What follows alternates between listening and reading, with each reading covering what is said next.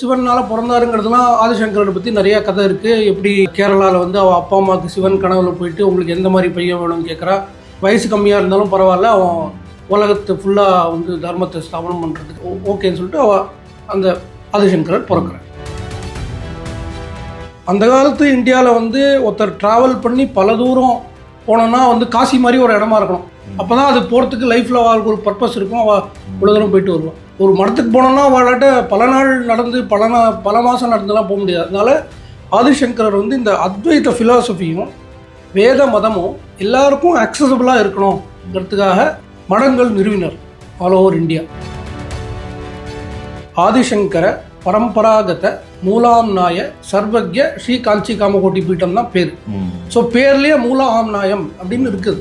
அதாவது 4 ஆம்நாய பீட்டத்தில் மூல ஆம்நாய பீட்டம் காஞ்சிபுரம் அப்படின்னு பேர்லேயே இருக்குது. நீங்கள் வேறு ஆம்நாய பீட்டங்கள் பார்த்தீங்கன்னா பேர் பார்த்தீங்கன்னா வெஸ்ட் வந்து பশ্চিம ஆம்நாய பீட்டம்னு பேர் ஸ்டார்ட் ஆகும். சவுத் வந்து தட்சிணாம்நாய பீட்டம்னு பேர் ஸ்டார்ட் ஆகும். பகவத்பாதாள் வந்து 4 டைரக்ஷனில் 4 மடம் வச்சுட்டு மூலமாக காஞ்சிபுரத்தை செலக்ட் பண்ணாங்க. பெரியவா வந்து ஒரு டிவோட்டியை வந்து அந்த கேவை கண்டுபிடிக்க சொல்கிறா. 7 வருஷம் ப்ராஜெக்ட் இது. அவர் வந்து இந்த நர்மதா முழுக்க தேடுறாரு. அவருக்கு இந்த பல கேவ் பார்க்குறார், சம்மந்தப்படலை. அதோட சம்மந்தப்படல. ஏன்னா பெரியவா மகா ஞானி இல்லையா, மகா பெரியவா. அவர் ஞான திருஷ்டியில் அந்த கேவை பார்க்குறார். இவர் சொல்கிறத வச்சு அவர் அந்த கேவை பிணிக்கிறார். இல்லை இதுவாக இருக்க முடியாது, இங்கே அவர் போயிருக்க மாட்டார், அங்கே போயிருக்க மாட்டார்னு சொல்லிட்டு 7 வருஷத்தோட கடைசியில் இந்த கேவை கண்டுபிடிக்கிறார். சங்கரரோட காலத்தில் சங்கரர் வந்து ஆல் ஓவர் இந்தியா பத்ரிக்கு மேலே இமாலயாஸ் கைலாசம் வரைக்கும் போய் 5 லிங்கம் சிவன்கிட்ட வாங்கி அதில் ஒரு லிங்கம் தான் யோகலிங்கம். நம்ம மடத்தோட சந்திரமௌலீஸ்வரர் பூஜைங்கிறது அந்த யோகலிங்கம். இன்றைக்கும் 3 வேளை பூஜை நடக்கிறது மடத்தில்.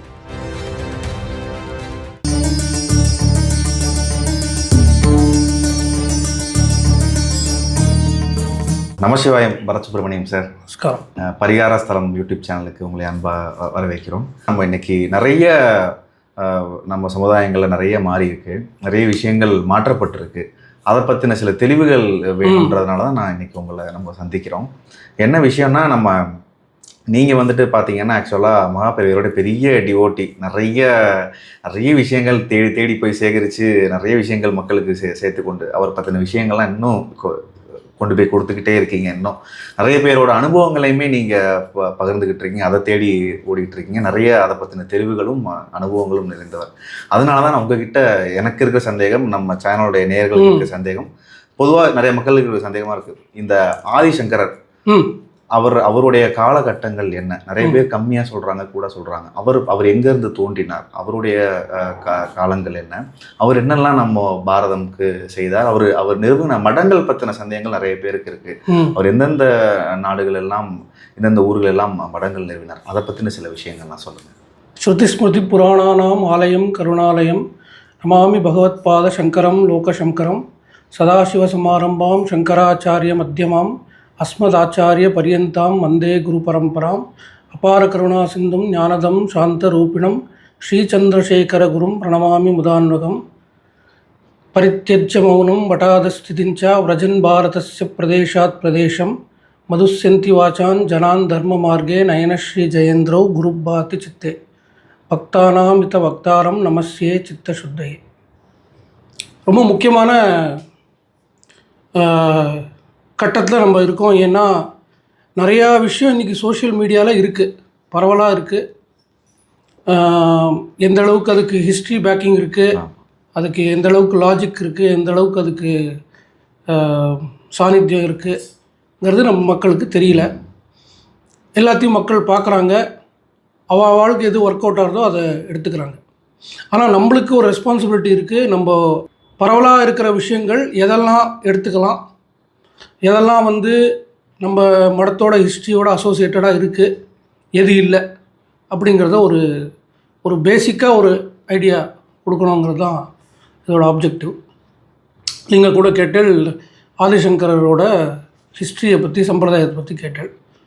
ரொம்ப முக்கியமான இந்தியாவோட ஹிஸ்ட்ரின்னு பார்க்குறச்சே நிச்சயமாக சங்கர பகவத்பாதாவை விட்டு இந்தியாவோட ஹிஸ்ட்ரியை பார்க்கவே முடியாது. கண்டிப்பாக, அட்லீஸ்ட் கலியுகத்தில். ஆமாம், இந்தியாவுக்கு வெரி லாங் ஹிஸ்ட்ரி இருக்குது. சில பேர் ரொம்ப ஃபேமஸாக 5000 ரூபாய், சில பேர் 10,000 ரூபாய், ரெண்டுமே இல்லை, லட்சக்கணக்காக. ரிக்வேத காலம்னு எடுத்திருந்தாலே அது 1,00,000+ இயர்ஸ் அதுக்கு போயிடும். அது சரஸ்வதி சிவிலைசேஷன் ஒன்று நார்த் இந்தியாவில், ஹிமாலயாலேருந்து ராஜஸ்தான் பக்கம் வரைக்கும் இவ்வளோ பெரிய சிவிலைசேஷன் இன்றைக்கி மறைஞ்சிருக்கு. சரஸ்வதி ரிவரே இல்லை இப்போ. அப்படி நீங்கள் பேசிக்காக இன்றைக்கி சோஷியல் மீடியாவில் எடுத்தால் நிறையா நல்ல ரிசர்ச்லாம் இப்போ நடந்துட்டுருக்கு. இப்போ ரிக்வேத காலம்னே நீங்கள் யூடியூப்பில் போயிட்டு ரிக்வேதா பீரியட்னு போட்டாலே உங்களுக்கு 100,000 இயர்ஸுக்கான தரவு நிறைய கொடுக்குறாங்க. ஸோ அங்கேயே இந்தியாவோட ஹிஸ்ட்ரி 100,000 இயர்ஸுங்கிறது எஸ்டாப்ளிஷ் ஆகிடும். அது ரொம்ப முக்கியமான விஷயம் அங்கேருந்து. ஏன்னா வேதம் தான் சங்கரருக்கு சென்ட்ரல். வேத சம்பிரதாயத்தை வச்சு தான் இந்த சன்னியாசி மடங்களெல்லாம் அவர் ஸ்தாபனம் பண்ணுறார். அதெல்லாம் நம்ம பார்க்க போகிறோம் எப்படின்னு. ஸோ இந்த ரிக்வேத காலத்தில் தான் மகாவிஷ்ணுவோட அவதாரம், ராமர், கிருஷ்ணர் அவள்லாம் வரா. அவளும் வேத சம்பிரதாயத்திலே வரா. ராமாயணம் முடியறது, மகாபாரதம் முடியறது. ட்ரெடிஷ்னல் டேட்டிங் ஆஃப் மகாபாரதா ராமாயணான்னு பார்த்தீங்கன்னா இப்போ அந்த பிவி ராமன், கேஎன் ராவ், அந்த மாதிரி ஓல்டு ட்ரெடிஷ்னல் அஸ்ட்ராலஜர்ஸ் பார்த்தீங்கன்னா அவள் வந்து ராமாயணத்தையும் மகாபாரதத்தையும் they put within a period of 7,000 years பேசிக்காக. அதாவது ராமர் வந்து ஒரு 7,000 இயர்ஸ் ராமாயணம், ஒரு 5,000 இயர்ஸ் மகாபாரதம்னு அந்த பீரியடில் போடுறான். இப்போ இது ஏன் வந்து ரியலிஸ்டிக்காக தெரியுது அப்படின்னா, ஆதிசங்கரங்கிறது கலியுகத்தில் கிருஷ்ணருக்கு அப்புறம், மகாபாரதம் காலத்தில் கலியுகம் பிறக்கிறது. கிருஷ்ணரே வந்து துரியோதனத்தை சொல்கிறார், கலியுகம் வந்துட்டே இருக்குது அப்படின்னு சொல்கிறார். கலியுகம் பிறக்கிறது. கலியுகங்கிறது கஷ்டத்துக்கே, கலியுகத்தில் நிறையா கஷ்டங்கள் வரும்னு பரவலாக நம்மளுக்கு எல்லாருக்கும் நல்லா தெரியும். அந்த கஷ்டத்துக்கான ஆன்சர் தான் வந்து சிவன் வந்து ஆதிசங்கரர் தான் இந்த கஷ்டத்தை நிவர்த்தி பண்ணணும், அவர் வந்து இந்த சங்கர சம்பிரதாய மடங்களெல்லாம் ஸ்தாபிக்கணும்னு சொல்லிட்டு அவர் கலியுகத்தில் ஆதிசங்கரரை, அவர் எப்படி சிவனால் பிறந்தாருங்கிறதுலாம் ஆதிசங்கரரை பற்றி நிறையா கதை இருக்குது. எப்படி கேரளாவில் வந்து அவள் அப்பா அம்மாவுக்கு சிவன் கனவில் போயிட்டு உங்களுக்கு எந்த மாதிரி பையன் வேணும்னு கேட்குறா. அவள் வந்து வயசு கம்மியாக இருந்தாலும் பரவாயில்ல, அவன் உலகத்தை ஃபுல்லாக வந்து தர்மத்தை ஸ்தாபனம் பண்ணுறதுக்காக நாங்கள் பையனுக்கு வயசு கம்மியாக இருந்தாலும் பரவாயில்ல ஓகேன்னு சொல்லிட்டு அவள் அந்த ஆதிசங்கரர் பிறக்கிறார். கேரளாவில் அவர் பிறக்கிறார். 5 வயசில் பூணல் போடுறா. அவளுக்கு 8 வயசில் அவர் வேதம் படித்து முடிக்கிறார். 16 வயசில் அவர் வேதத்து மிச்ச ரிலேட்டட் டாபிக்ஸ் எல்லாம் உபநிஷத்தெல்லாம் படித்து முடிக்கிறார்.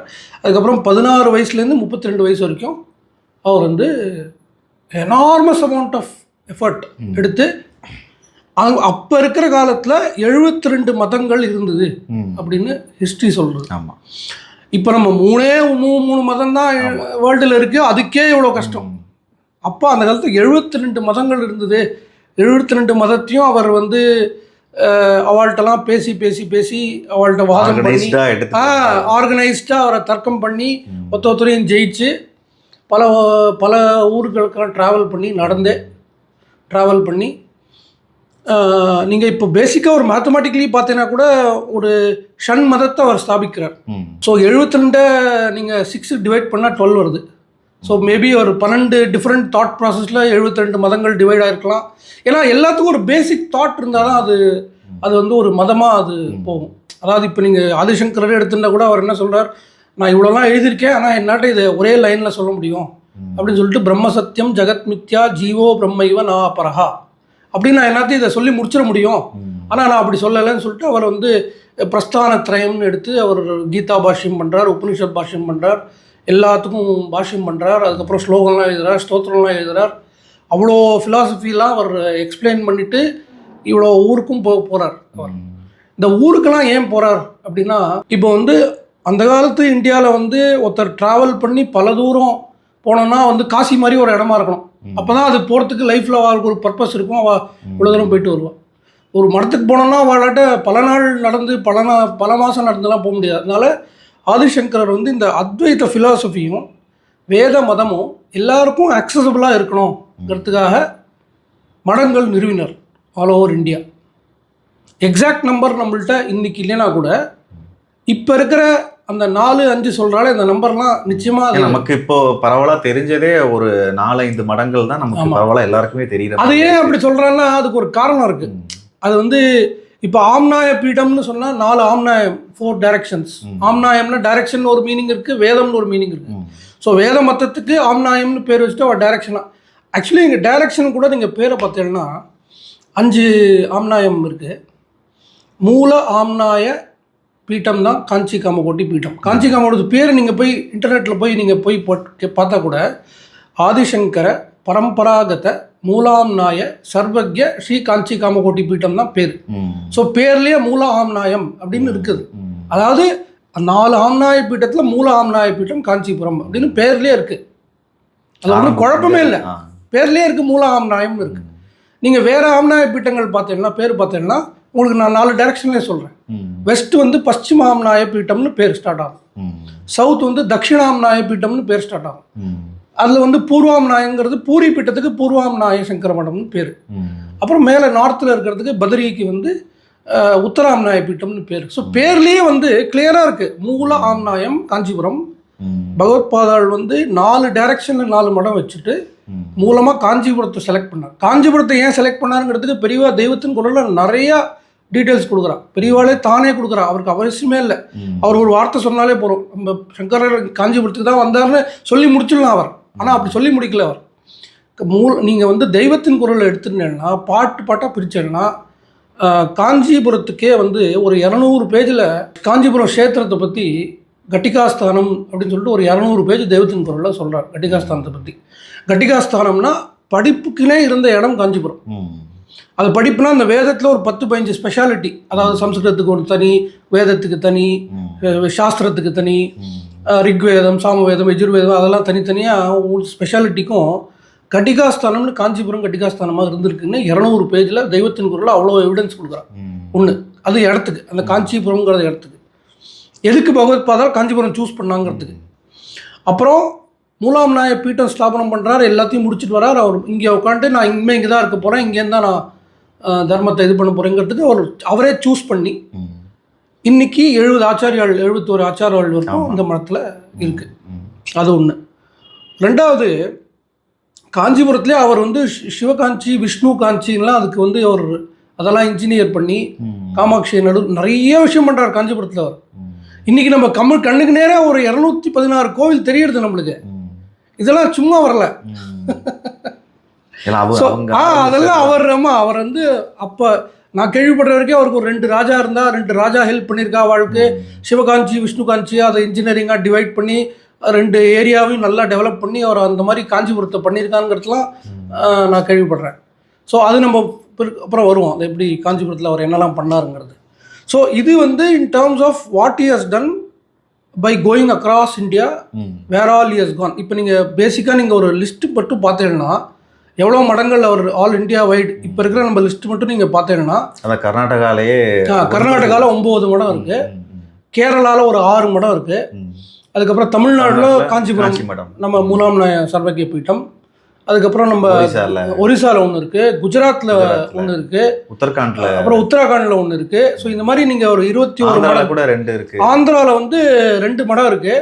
ஆக்சுவலி ஆந்திரா மடத்துக்கும் நம்ம காஞ்சி மடத்துக்கும் நிறையா பல வருஷம் சம்பந்தங்கள், தெரிஞ்ச சம்பந்தங்களே இருக்குது. அதாவது முக்கமாலான்னு ஒரு சின்ன கிராமத்தில் வந்து அந்த பீடாதிபதிகள்லாம் வந்து மகாபிரிவாவை சந்தித்ததாகவும் ஒரு பெரிய மீட்டிங் நடந்ததாகவும், அதே மாதிரி மீட்டிங் 100 வருஷத்துக்கு அப்புறம் இப்போ இருக்கிற சங்கராச்சாரியார் முக்கமாலாவில் வந்து கேம்ப் பண்ணி அவளெல்லாம் வரவழைச்சு அந்த பழைய ஃபோட்டோவை எடுத்து எப்படி அப்போ 100 வருஷம் முன்னாடி மீட்டிங் நடந்தது அப்படின்னு சொல்லிட்டு இப்போ திருப்பி அது ஒரு சம்மேளனம் மாதிரி பண்ணி இது மாதிரிலாம் நிறைய ஹிஸ்ட்ரி எஸ்டாப்ளிஷ் ஆகிருக்கு. ஆனால் அன்ஃபார்ச்சுனேட்டாக நீங்கள் பார்த்தீங்கன்னா நீங்கள் கூகுளில் போயிட்டு நீங்கள் காஞ்சின்னு போட்டீங்கன்னா ஒரு 1200 இயர்ஸ் தான் ஹிஸ்ட்ரி சொல்கிறேன். ஆக்சுவலி அவள் ஹிஸ்ட்ரியே சொல்லலை.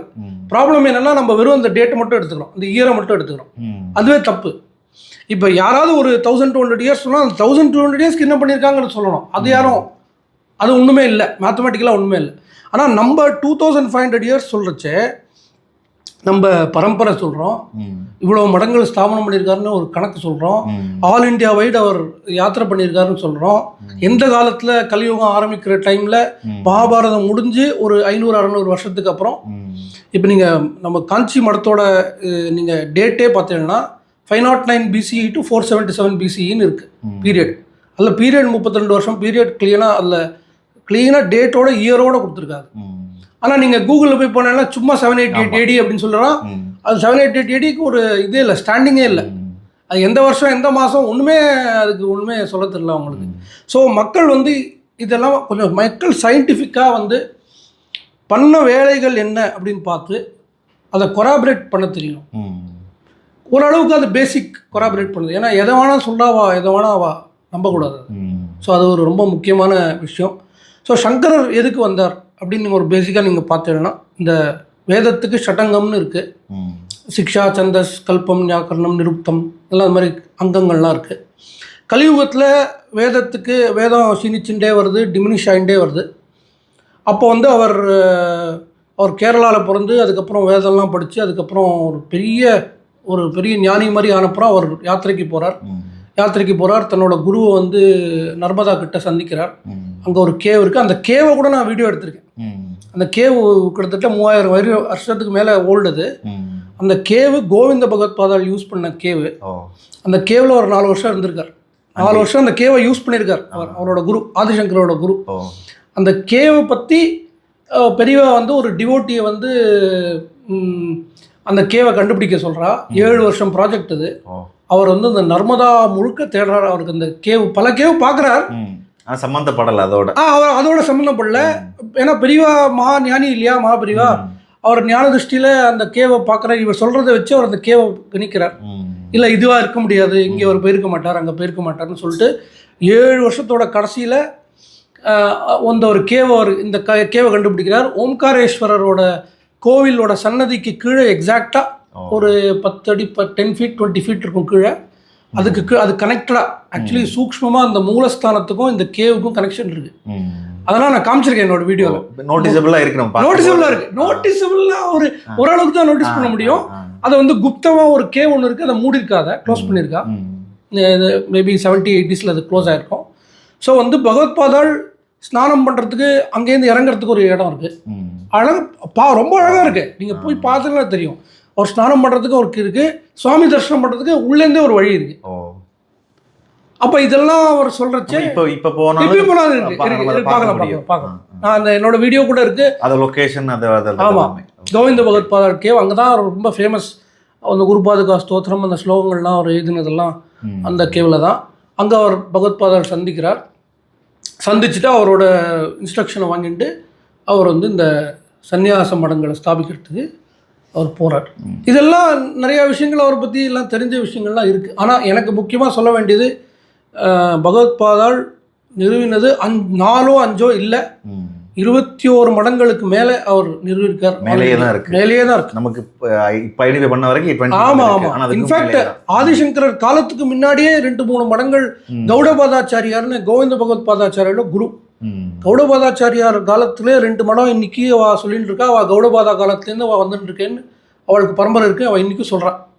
ஸோ அப்படி கணக்கு பார்த்தாலும் 23 வந்துடுறது, 21 ப்ளஸ். ஏன்னா எல்லாமே சங்கர சம்பிரதாய மடங்கள் தான். எல்லாருமே அந்த சங்கரங்கிற அந்த சம்பிரதாயத்துக்குள்ள, சங்கரன்னு நம்ம சிவன் எடுத்தனாலும் சங்கரர் தான், ஆதிசங்கரர் எடுத்தனாலும் சங்கரர் தான், 2 பேருமே சங்கரர் தான்.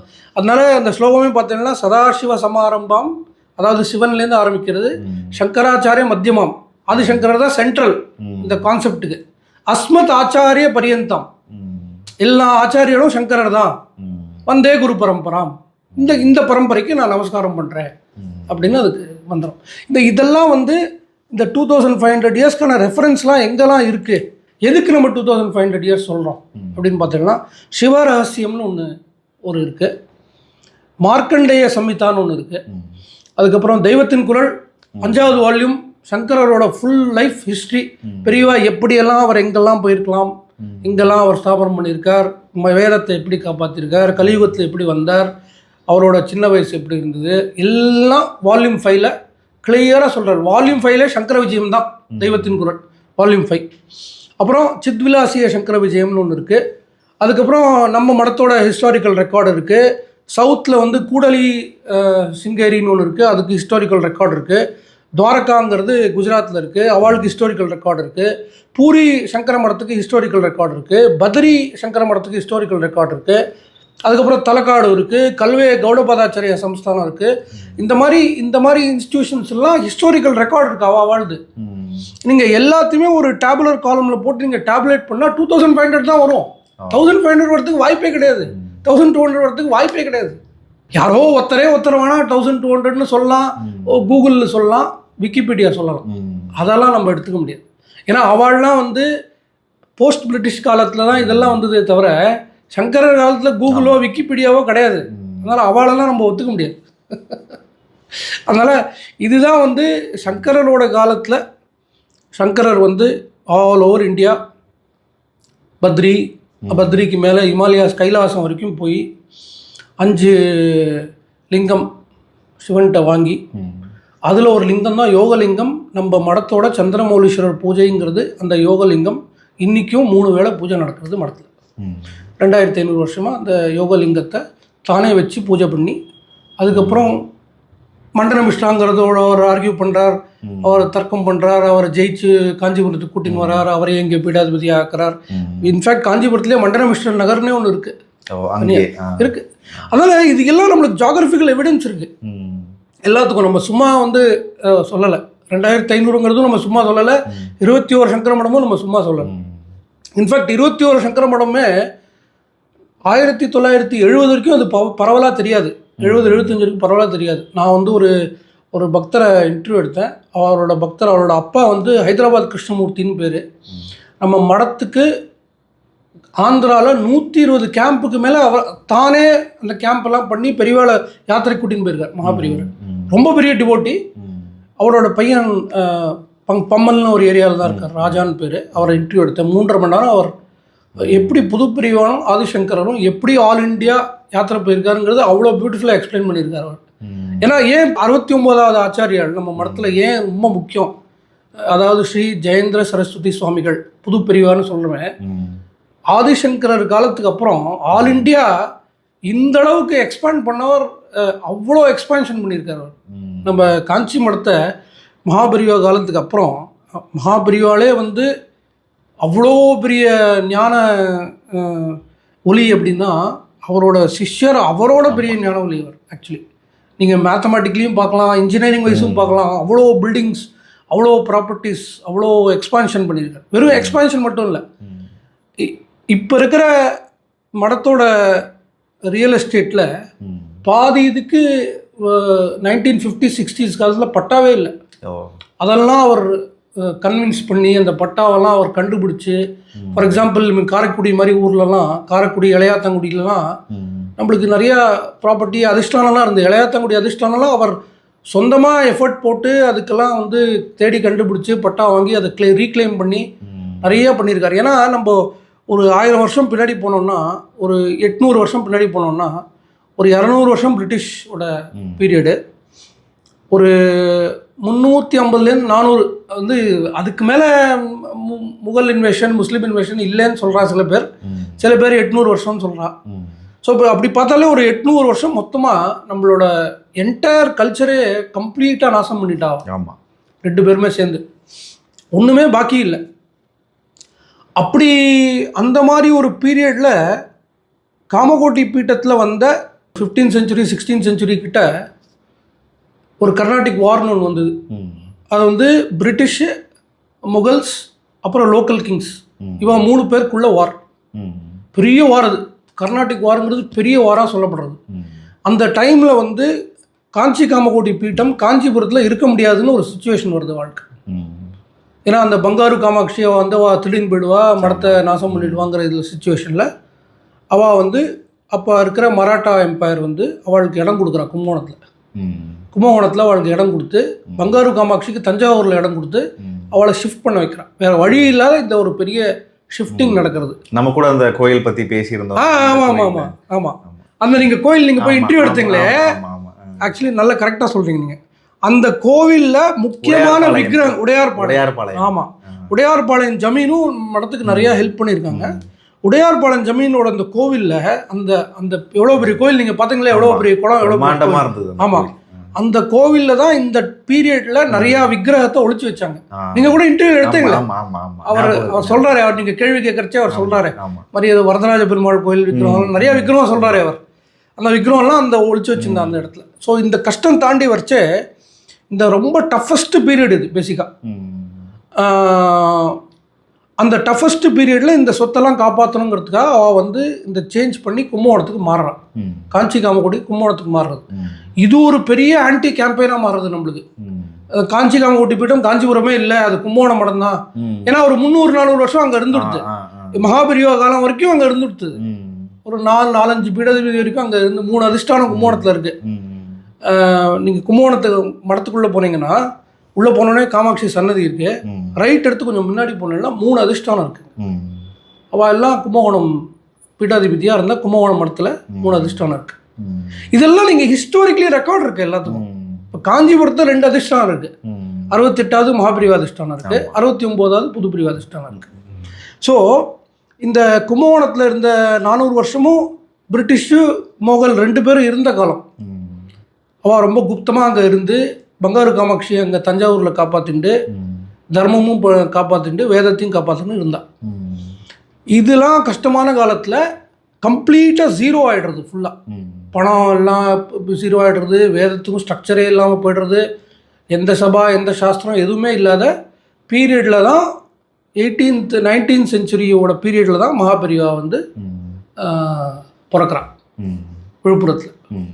ஸோ சங்கர ஸ்தாபனம் வந்து 2500 வருஷமாக பொற்காலத்துக்கு போய், அதாவது கலியுகத்தில் ஜீரோலேருந்து தர்மமே இல்லாத டைம்லேருந்து ஆரம்பித்து பொற்காலத்துக்கு போய் திருப்பி ஒரு க்ஷீணமாகி காலம் வீழ்ச்சியாகி, வீழ்ச்சின்னு சொல்லலாம். நம்ம தர்மத்துக்கு வீழ்ச்சியே கிடையாது, பட் வீழ்ச்சின்னு சொல்லலாம்.